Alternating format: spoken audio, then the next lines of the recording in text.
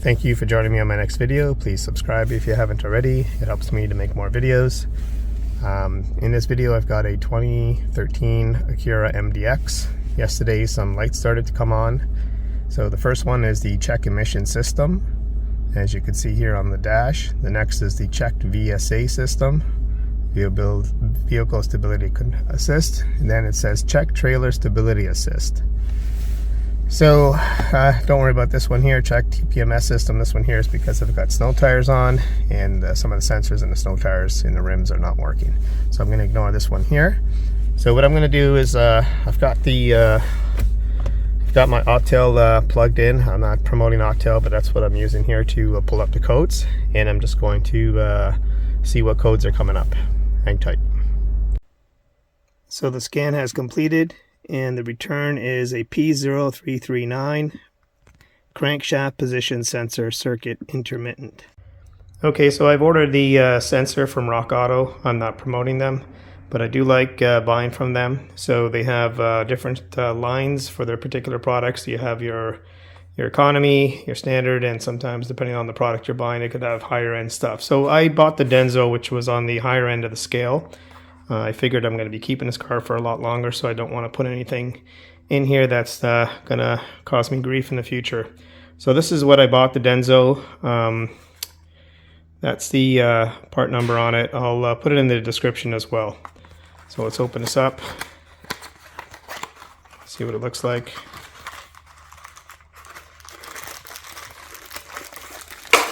Okay, so here's the new sensor.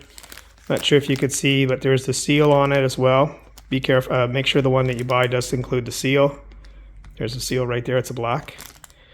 And it just bolts on with one bolt. So I'm going to show you where this is located and how to change it. So let's get going.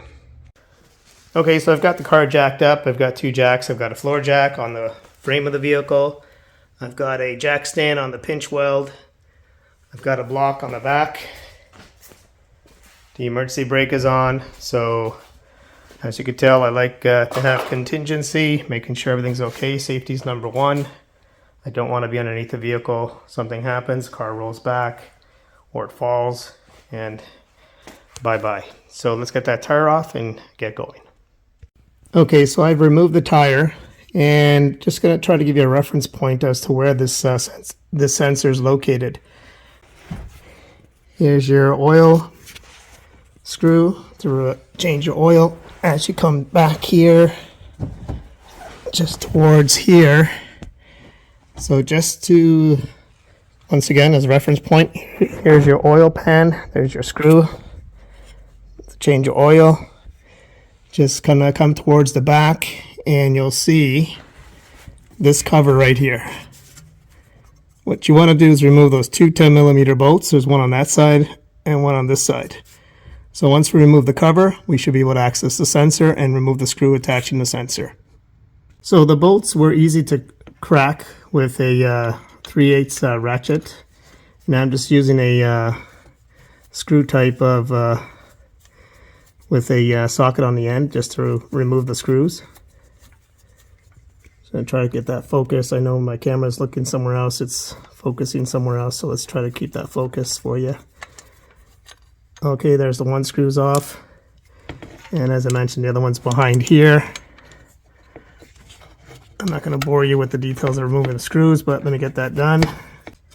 Okay, with the bracket off, here's the sensor.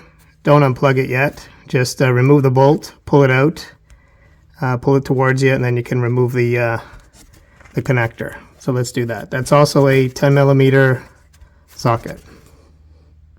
Okay, once the bolt's been removed on the sensor, what you want to do is just rock it back and forth,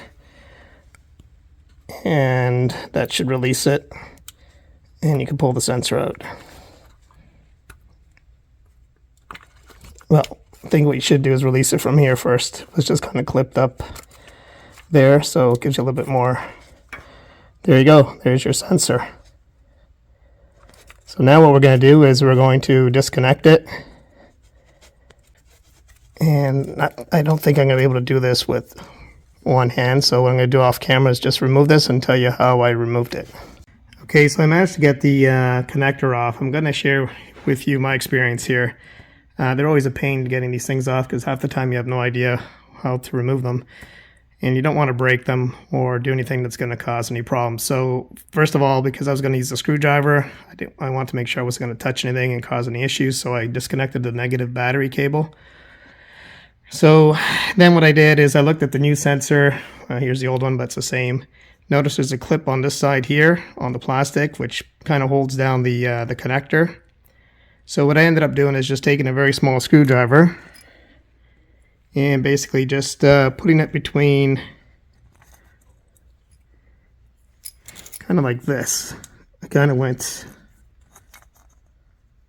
like this underneath the connector, lifted it slightly, and it did raise, and once it raised I was able to pull it off. So good luck with that. I know these things are a pain, especially when there's not much space to move in. So let's proceed to put the new one on. It looks exactly the same as the old one. So let's put the new one on. It is original equipment. It's OE, so here it is. I've taken it out of the package. Here's the new one. As I showed you earlier, there's the seal. Same clipping mechanism. So let's get that clipped on, reinstalled, and the bracket put back on. Okay, so what I did is I ended up mounting the sensor. I tightened the bolt, and then I put the clip on. The connector on, and I secured it back up here where it was connected. I made sure it's tight. Don't over torque these. I don't know the torque spec, but you don't need to torque them. You don't need to tighten them that hard. I just want to point something out when putting the bracket back on. There's two bolts that you took off. There's a short one that goes on the left side, and there's the longer one that goes on the right side. Okay, the bracket's back on. I just hand tighten these. Don't go too crazy. Doesn't have to really hold anything other than just be a shield, I guess, to protect the sensor and the cable. Okay, so with the crankshaft position changed, I'm going to start the vehicle. Hopefully it starts a lot quicker. And it did. Please ignore the TPMS light if it does come on. And it did come on. There's no other errors. I did check the codes again, and the P0339 permanent was still showing. As per the Autel device, it's because we need to run the car, go through the crankshaft position sensor learning procedure, and that should clear that code, which I'll check later. So I've already done that. There's a manual procedure for doing this. You don't need a device to do that. Basically, you start the engine, rev it to 3,000 RPMs, and you wait till the fan to come on. Then you're going to go for a test drive on a level road. You're going to accelerate to 2,500 RPMs, and then you're going to decelerate to 1,000 RPMs. You're going to do this several times. Then you're going to put the car in park. You're going to switch the ignition to the off position, which is the lock 0. Then you're going to turn the ignition switch to the on position, which is the second position, and wait 30 seconds. That should help your crankshaft position sensor to relearn the procedure. Hopefully that fixes your problem as it did mine. The car starts fine. On the drive, it was actually very good. There was no issues, no problems. So please give this video a like if it helped you out, subscribe, and thanks for watching.